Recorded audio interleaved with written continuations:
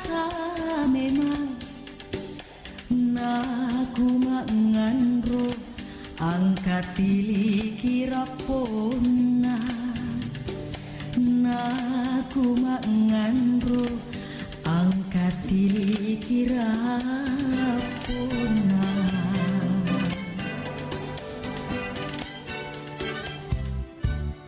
Tak minasa lamu-lamu atimbona tamarapo kualeana tunggala kala sapea kualeana tunggala kala sapea.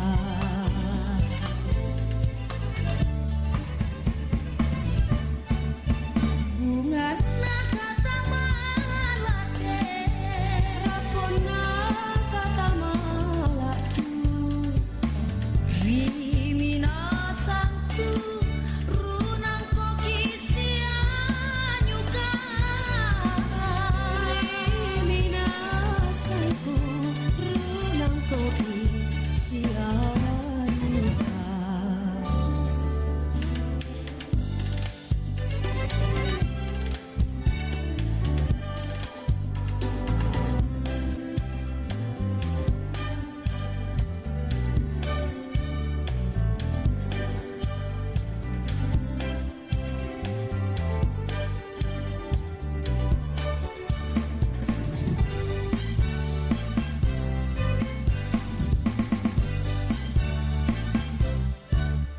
Tak minasa lamu-lamu atimbona tamarapo kualeana tunggala kala sapea kualeana tunggala kala sapea.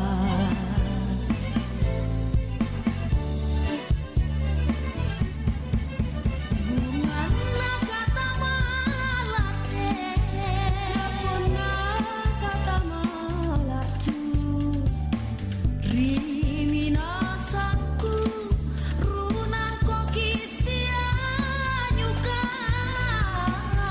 rimina sangku runang kokisia nyuka. Bunga kata malate kata malaju kamami ane minasaku kelaya kamami ane minasaku kelaya.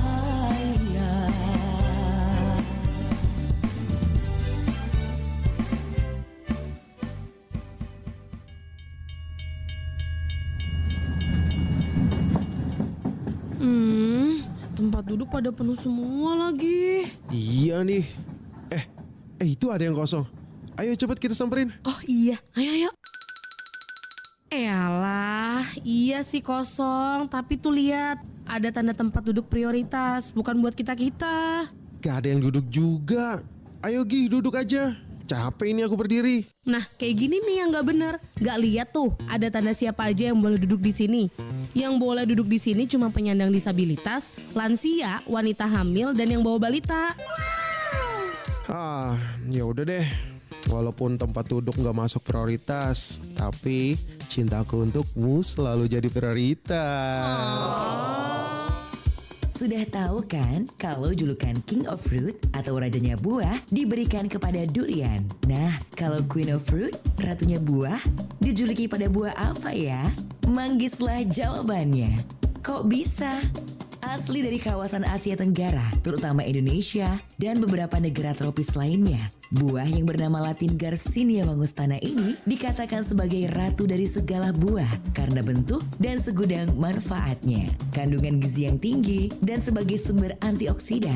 Manggis diklaim memiliki khasiat yang berguna untuk kecantikan sampai kesehatan jantung, juga kesehatan otak dan mental. Buah ini memiliki keindahan dari bentuk dan warna kulit ungu kehitaman dengan isi yang putih bersih. Bentuk ini mencerminkan keanggunan dan kecantikan manggis sebagai ratu buah tropis.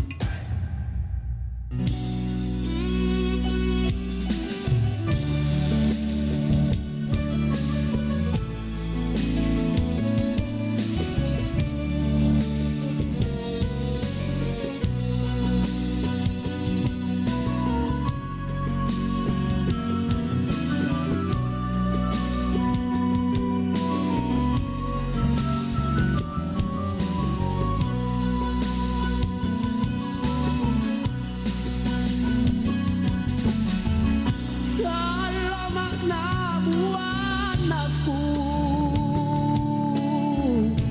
angin bolong kuring-kuring, dalam rirera, tuli ero asih cini.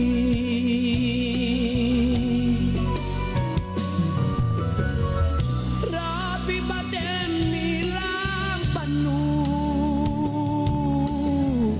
nate na tompa buritanu, nate na kama, nusa ringkeri janjinu.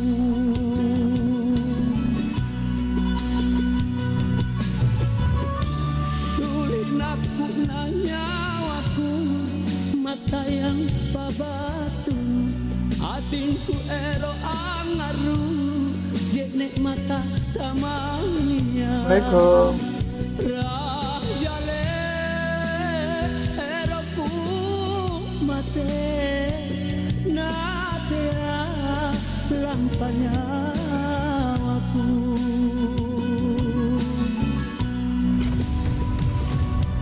Kabaratna Pro 4.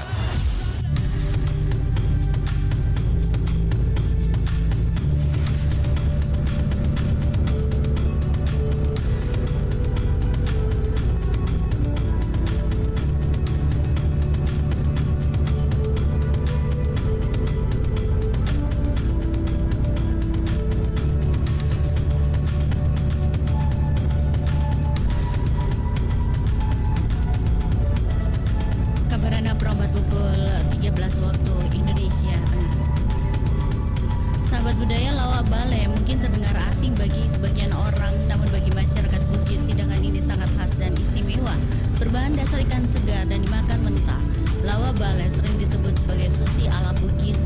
Ikan yang sudah dibersihkan dipotong kecil-kecil lalu dicampur dengan parutan kelapa bakar, garam serta tetesan air jeruk nipis atau cuka untuk memberi rasa segar. Sebagai pelengkap, parutan mangga muda atau belimbing bulu bisa ditambahkan untuk memberi rasa asam yang lebih kuat. Hidangan ini biasa disajikan dengan nasi panas dan dapat ditemui di berbagai daerah Bugis seperti Bone, Wajo, hingga Sopeng. Kesegarannya membuat Lawa Bale tetap menjadi salah satu kuliner tradisional yang digemari masyarakat.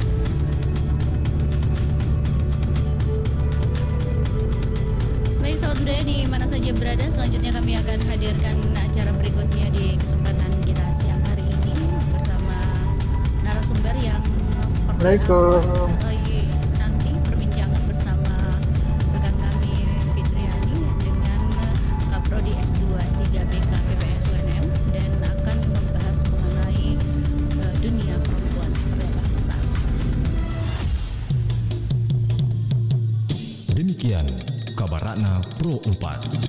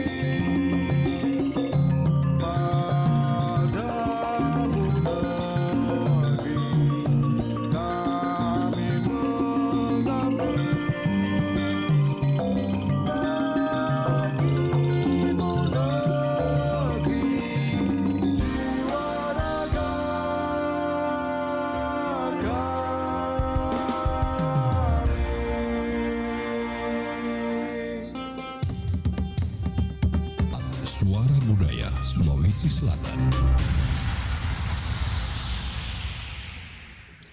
Assalamualaikum warahmatullahi wabarakatuh dan selamat siang ya pendengar. Di kesempatan kali ini tentu saya Fitriani Rahman yang akan menemani di siang yang kayaknya bagus ya siangnya ya karena tidak ada hujan. Padahal ini lagi musim hujan. Nah, berbincang tentang bullying. Bullying tidak ada tentunya mati-matinya ya.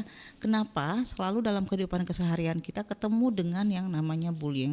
Tapi tidak semua masyarakat kita paham terhadap bullying itu sendiri. Biasanya literasi bullying itu juga tidak cukup dipahami banyak ya secara ke seluruh masyarakat kita.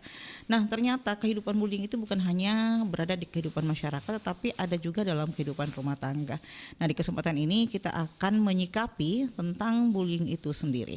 Dan saya saat ini sudah terhubung dengan Bung Sahril Buhori, Kaprodi S2 S3 BK PPS atau Program Pasca Sarjana Universitas Negeri Makassar. Ya. Halo, Assalamualaikum. Halo, Assalamualaikum. Waalaikumsalam Kak Fitri. Iya, nih di tengah-tengah kesibukan ya, kita ngobrol dulu nih. Nah, ini iya, ini sudah masuk tahun baru lagi nih. Ya, betul Kak Fitri. Dengan harapan bahwa di tahun ini tentu akan lebih lagi meningkat ya. Pastinya ada yang menjadi hal yang baik di tahun ini. Nah, tapi tidak bisa kita pungkiri ya bahwa yang namanya bullying itu selalu saja ada menjadi momok di kehidupan kita. Saya mencoba berbincang tentang satu case ini, Bung Sahril.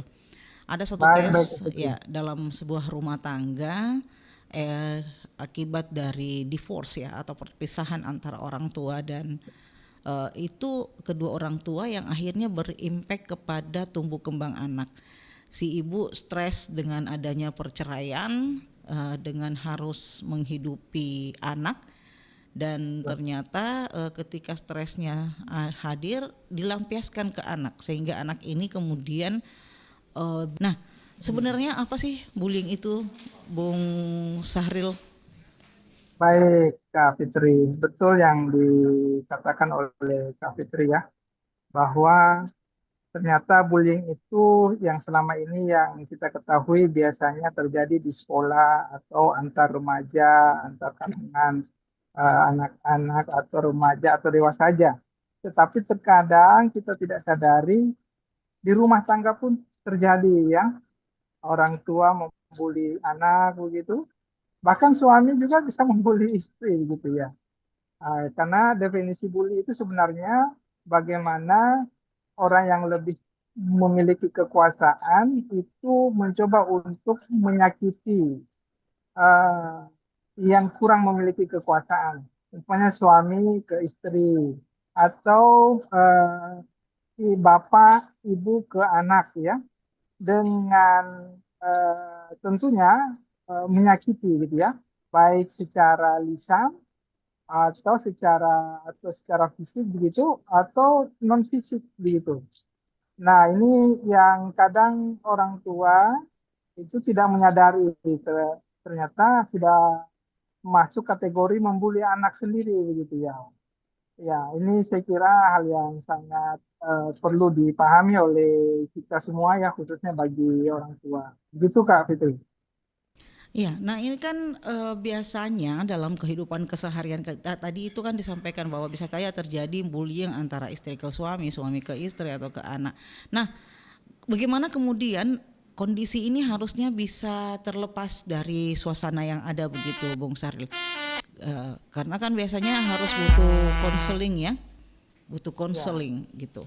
Gimana tuh? Nah, begini Kak Fitri. Terkadang kan biasanya orang tua sudah menyadari bahwa sudah melakukan pembulian atau membuli anak. Contoh orang tua seperti menjuluki anaknya dengan sapaan yang anaknya tersakiti ketika disebutkan itu gitu ya.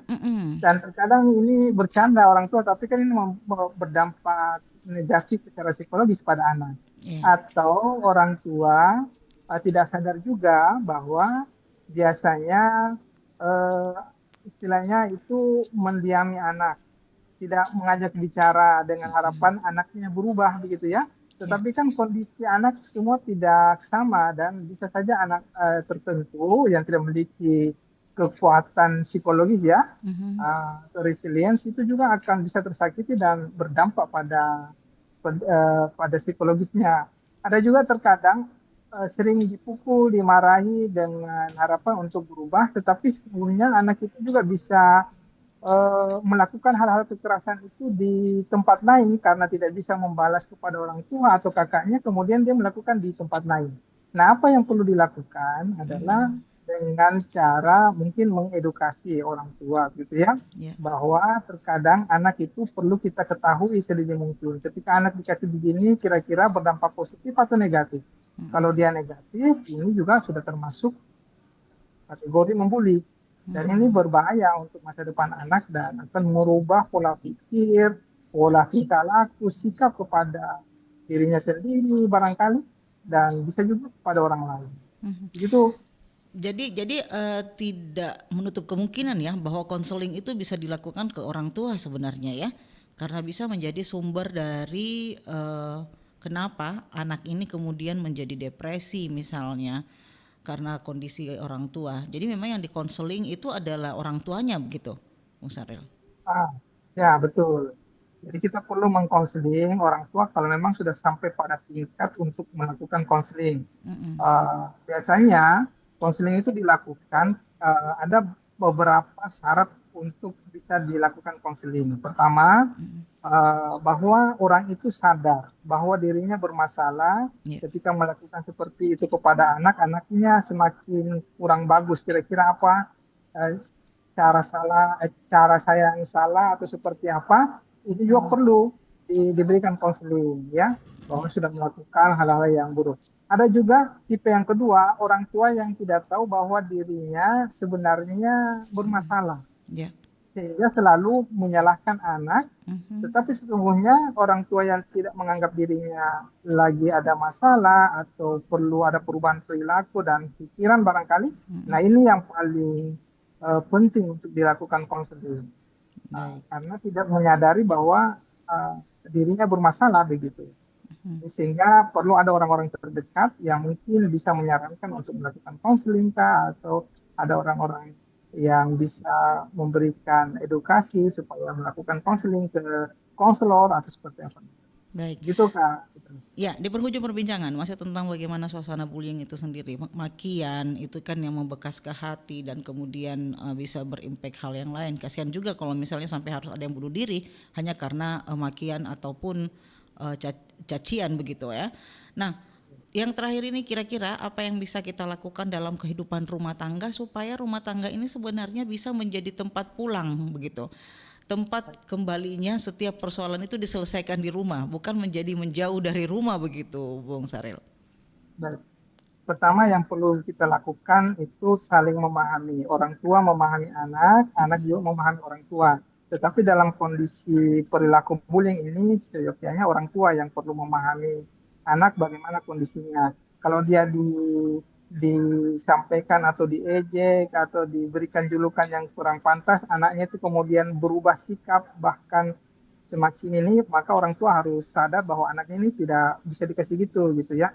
Atau yang paling sering juga itu kalau orang tua itu membanding-bandingkan anaknya dengan orang lain. Ini juga berdampak kalau anaknya itu semakin buruk begitu atau berubah perilakunya semakin tidak baik gitu. Itu juga pertanda bahwa harus dipahami anak bahwa anak itu tidak bisa dikasih seperti itu. Ya, bisa jadi anak juga itu gara-gara orang tuanya bilang ini lebih bagus ini dibanding kamu, anaknya malah marah dengan si orang yang disebutkan oleh ibunya itu kan. Itu juga intinya saling memahami, orang tua memahami. Cuma terkadang yang perlu juga dilakukan Kak Fitri, terkadang orang tua itu melakukan itu hanya ingin melampiaskan karena divorce tadi ya, mungkin marah dengan suami atau pasangan, kemudian dilampiaskan ke anak. Itu juga yang paling sering yang dilakukan. Saya kira sudah harus perlu kita hentikan hal seperti itu karena kita marah dengan orang lain, kok kita yang korban orang lain kan? Itu saya kira ini juga perlu kita pahami bersama, perlu kita menyadari dan saling memahami gitu.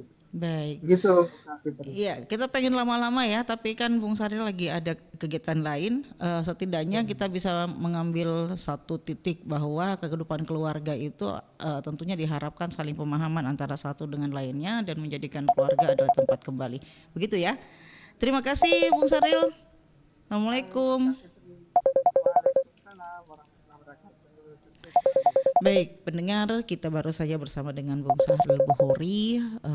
Perbincangan singkat kita ini tentunya masih tentang bagaimana menyikapi bullying yang ada dalam keluarga. Nah, seperti apakah sebenarnya bullying itu sendiri, bisa juga kita ikutkan dengan satu persembahan iklan berikut ini, ditambah satu drama tentang bullying. Hai, aku adalah peri kecil. Berikan 3 permintaanmu. Aduh, peri kecil. Aku pengen badanku kurus. Capek dibilang si gendut terus. Baiklah, akan aku kabulkan. Wah, Permintaan kedua, aku pengen kulit aku putih, peri kecil. Sebel, aku selalu dibilang paling hitam. siap dikabulkan. Nah, sekarang permintaan ketigamu. Peri kecil, bisa nggak di sekolahku nggak ada bulian dan nggak ada kekerasan? Bisa kan, peri kecil? Stop bullying.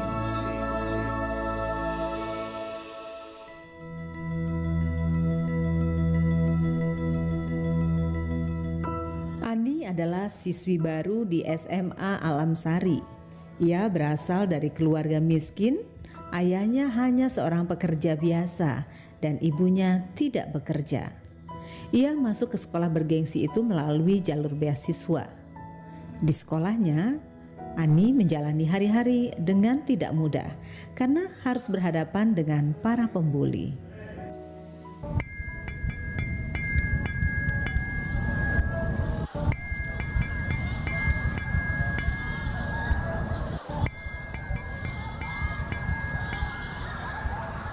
Selamat pagi anak-anak. Pagi, guru. Hari ini kita kedatangan teman baru di kelas ini. Perkenalkan, ini teman baru kalian, namanya Ani. Halo teman-teman, perkenalkan saya Ani, saya berasal dari Kampung Durian. Ih, anak kampung ternyata bisa-bisanya masuk di sekolah ini. Iya nih, bikin susah kelas kita aja ya, Cil. Ani, kamu duduk di sana ya, di sebelah Dirga. Baik Bu, terima kasih. Silakan duduk Ani, salam kenal. Aku Dirga, ketua kelas di sini. Salam kenal Dirga, mohon bantuannya selama di kelas ya.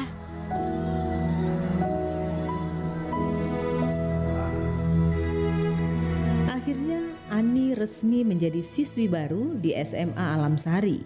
Hari-hari awal bersekolah ia lalui dengan baik dan selalu menunjukkan keseriusannya di belajar. Pembawaannya yang supel membuat ia cepat bergaul dan banyak teman. Tapi ternyata keadaan ini membuat Cila dan Via semakin tidak senang. Hingga suatu hari mereka berdua mulai mencoba membuli Ani. Cil, lihat tuh anak kampung lagi jalan kemari nih. Gimana? Jadi nggak mau ngasih dia pelajaran? Jadi dong, yuk kita sikat dia, kita bikin dia kesandung.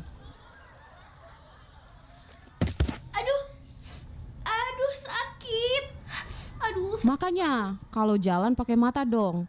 Lihat nih, jadi kotor kan sepatuku.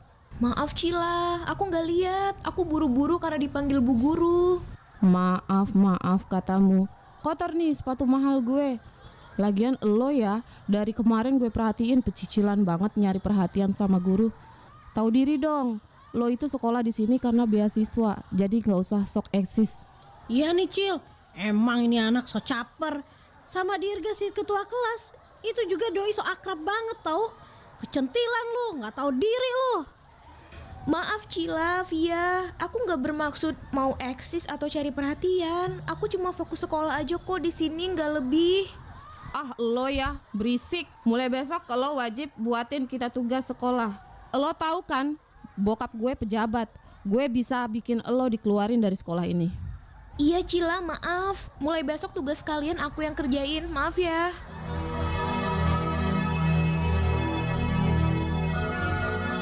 Dimulailah hari-hari penuh derita bagi Ani.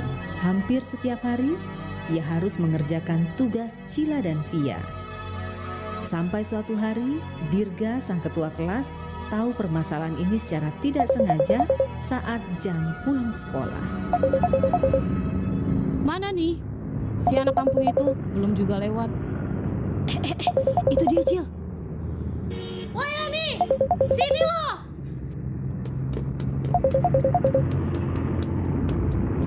Iya Cila, Via ada apa?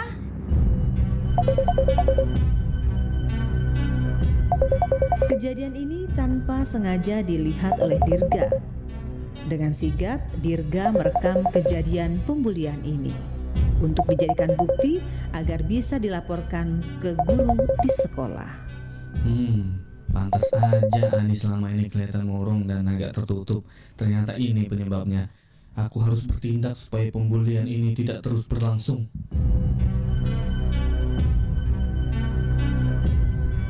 Keesokan harinya, Cila dan Via akhirnya dipanggil ke ruang guru. Mereka pun tampak bingung kenapa mereka bisa dipanggil ke ruang guru. Permisi Bu, Ibu memanggil kami. Cila, Via, sini duduk. Tunggu sebentar ya. Cil, kira-kira kenapa ya kita dipanggil? Ya, mana gue tahu. Permisi Bu, Ibu manggil saya. Loh, kenapa nih?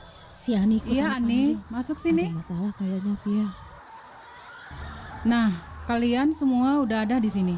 Tahu kenapa Ibu panggil kalian? Gak tahu Bu. Saya juga gak tahu Bu. Assalamualaikum. Waalaikumsalam. Dirga, ayo sini masuk. Dirga, tolong bantu jelaskan ke teman-teman kamu. Jadi gini Bu, kemarin sepulang sekolah saya ngeliat Via dan Cila ngebully Ani Bu. Ini buktinya.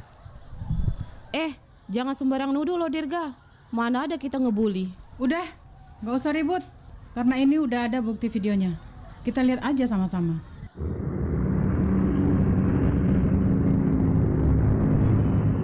Gimana Cila, Via? Masih ada pembelaan atas kasus ini? Setelah ini, Ibu akan panggil orang tua kalian. Ampun Bu, maaf. Kami beneran minta maaf. Kami janji gak akan ngebully lagi. Jangan laporin ke orang tua kami ya Bu. Kami berdua janji Bu gak akan ngulanginnya lagi. Minta maafnya sama Ani. Tapi ini prosesnya tetap berjalan. Orang tua kalian tetap dipanggil ke sekolah. Untuk Ani, lain kali jika ada pembulian jangan takut lapor. Pembulian dalam bentuk apapun tidak dibenarkan. Baik Bu, terima kasih. Kedepannya saya akan lebih berani untuk melaporkan kalau ada pembulian lagi Bu. Iya Ani, kalau kamu takut lapor ke guru, kamu bisa cerita ke aku. Semangat ya Ani.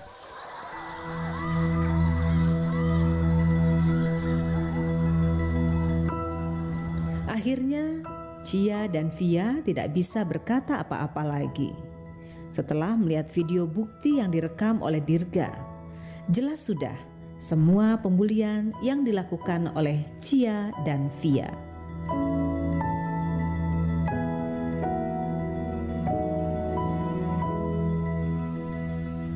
Akhirnya, Cila dan Via mendapat pelajaran dari apa yang mereka lakukan. Kedua orang tua mereka dipanggil ke sekolah dan menjamin anak mereka tidak akan melakukan pembulian lagi.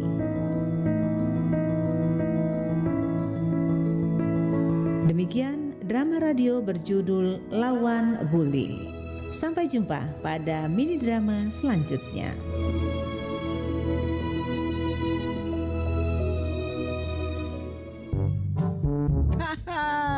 Weh, cupu.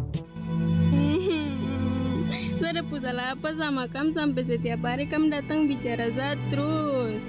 Kau salah itu karena kau cupu. Kau bikin malu tongku sekolah. Punya mata itu 2 bukan 4.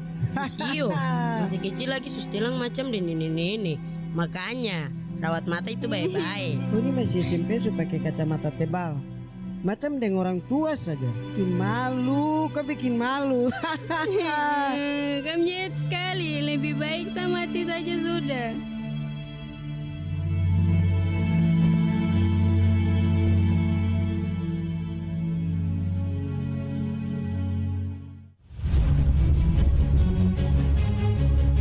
Bullying adalah pembunuh terbesar nomor 1 karena bisa melemahkan mental, hati, dan semua pola pikir. Keadaan tersebut dapat membuat korbannya enggan melanjutkan hidupnya kembali.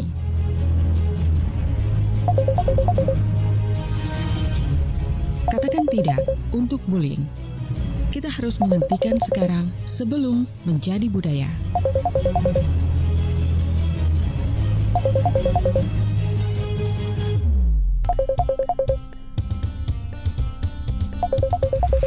Pro 4 FM, Suara Budaya Sulawesi Selatan.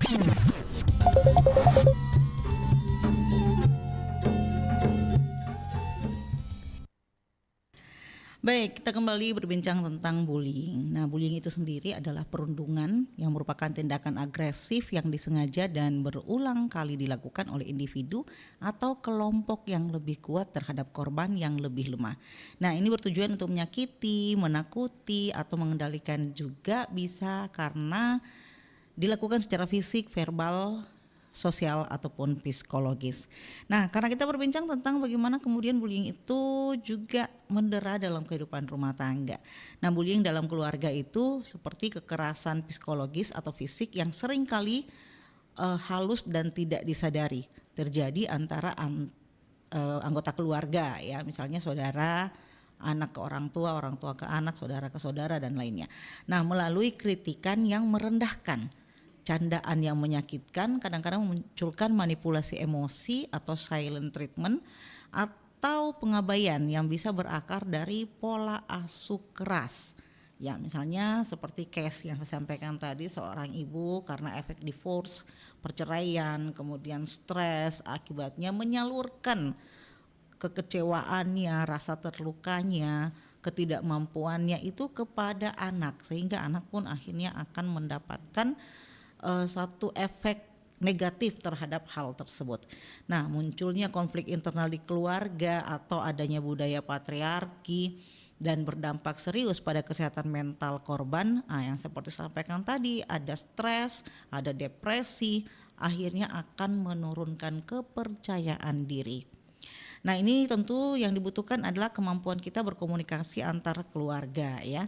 Beberapa bentuk bullying dalam keluarga yang bisa Anda kenali, misalnya verbal atau emosional, seperti misalnya buat jokes, ya, atau lelucon yang merendahkan, kritik menyakitkan, tuntutan tidak masuk akal misalnya, atau kadang-kadang menuduh, ya, dengan secara egois. Nah, kalau yang secara fisik terjadi juga memukul, mendorong, atau sering dianggap candaan tapi menimbulkan rasa tidak berdaya. Ada juga karena kondisi sosial seperti mengucilkan atau merusak reputasi seseorang atau menghasut seseorang untuk membenci orang lain. Dan selain itu juga ada yang sifatnya manipulatif, yaitu menggunakan emosi korban untuk mengontrol dan sehingga membuat korban ini selalu merasa bersalah. Nah, penyebab dari adanya bullying dalam keluarga yaitu adanya masalah di pola asuh. Nah, ini adalah pola asuh yang keras. Ibu yang mandiri misalnya, atau yang merasa diri independen, kemudian ingin menjadikan anak seperti dirinya, sehingga adalah kegiatan-kegiatan atau aktivitas yang mungkin sebenarnya bisa dibicarakan secara persuasif, ya, tetapi kemudian karena aku yang cukup besar sehingga terjadi pola asuh yang keras, sehingga anak ini merasa kurang mendapatkan kasih sayang. Lingkungan keluarga juga sangat berpengaruh, misalnya konflik rumah tangga yang terus menerus, tekanan ekonomi, budaya patriarki yang kuat, ini sangat mempengaruhi kehidupan dan menjadi penyebab terjadinya bullying dalam keluarga. Kalaupun ada faktor lain, korban bullying sendiri seringkali menjadi pelaku karena merasa kurang kontrol atau merasa rendah diri. Dampaknya bagi korban adalah mental pastinya, ada stres, ada cemas, ada depresi, sehingga memiliki sifat kekurangan kepercayaan diri dan sangat sensi, ya, kadang-kadang mudah marah dan yang paling fatal adalah ada keinginan untuk bunuh diri. Kalaupun secara fisik korban itu ada, biasanya contohnya ada sakit kepala, sering sakit perut, penurunan imunitas. Kalau secara sosial biasanya susah bersosialisasi, dan secara akademik biasanya menurunkan kemampuan akademiknya. Untuk mengatasi hal ini dibutuhkan validasi emosi ya. Coba dengarkan dan validasi perasaan korban, ciptakan ruangan aman untuk berbagi. Jadi kalau memang ada yang merasa menjadi korban daripada bullying dalam keluarga itu sendiri, buatlah dia menjadi nyaman sehingga dia akan bisa berbicara, bisa meluapkan rasa yang dia miliki sehingga kondisinya bisa berangsur menjadi lebih baik. Dan itulah gunanya yang dikatakan dengan komunikasi terbuka. Ada banyak hal yang kadang-kadang juga orang tidak bisa ya meluapkan rasa empatinya ataupun itu, tapi kalau melihat posisi korban tentu kita disarankan lah ya untuk bisa membuka ruang-ruang komunikasi sehingga membuat korban ini merasa menjadi lebih baik. Nah, caranya kadang-kadang dilakukan juga yang namanya tutor sebaya, berlaku seperti teman sehingga korban bisa bercerita yang lebih terbuka kepada kita. Nah, yang paling penting sekali adalah hindari kekerasan. Jangan ajarkan anak untuk membalas dengan kekerasan, tetapi cobalah ajarkan mengatasi masalah dengan hal yang lebih baik. Baik, kita lanjutkan kebersamaan kita. Kita dengarkan dulu satu persembahan lagu berikut ini.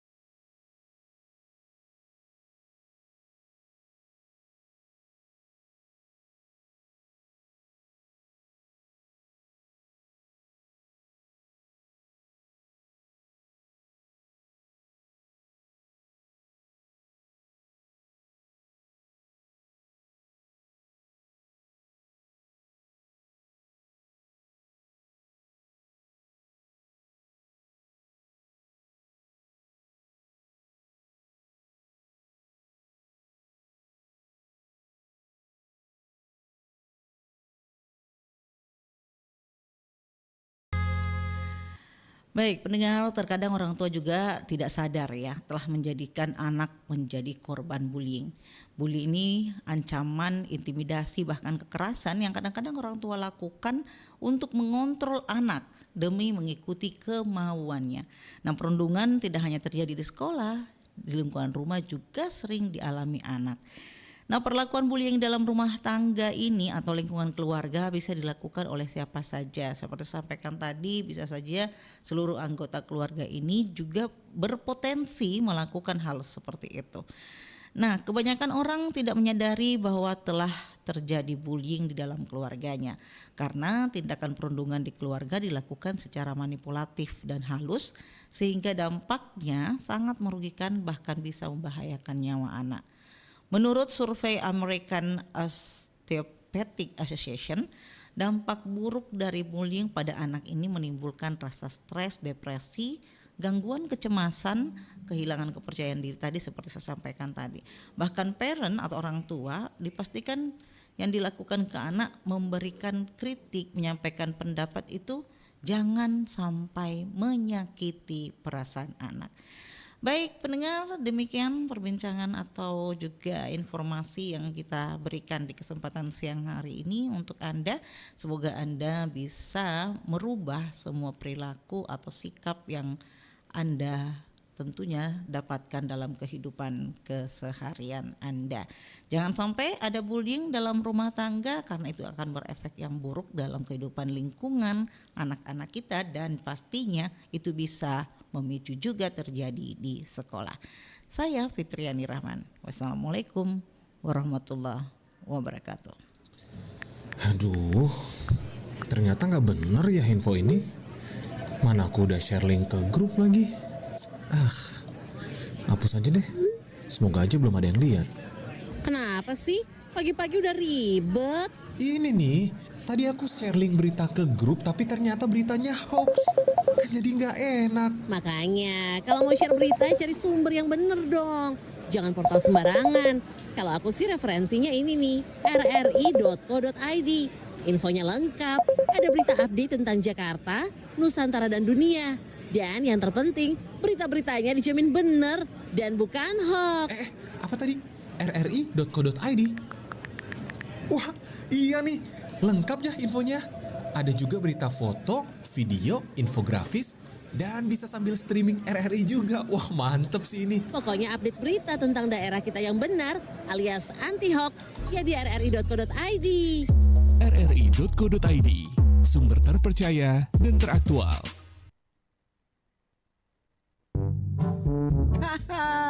Weh, cupu. Saya ada salah apa sama kamu sampai setiap hari kamu datang bicara Zat terus. Kau salah itu karena kau cupu. Kau bikin malu tong ke sekolah. Punya mata itu 2 bukan 4. Sisio, masih kecil lagi sustilang macam ini. Makanya rawat mata itu baik-baik. Kau ini masih SMP supaya pakai kacamata tebal. Macam dengan orang tua saja. Bikin malu, kau bikin malu. Kamu jahat sekali.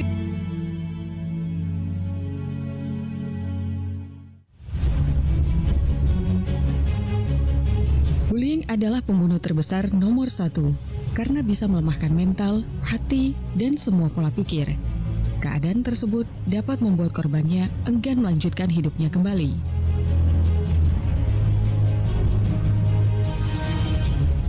Katakan tidak untuk bullying.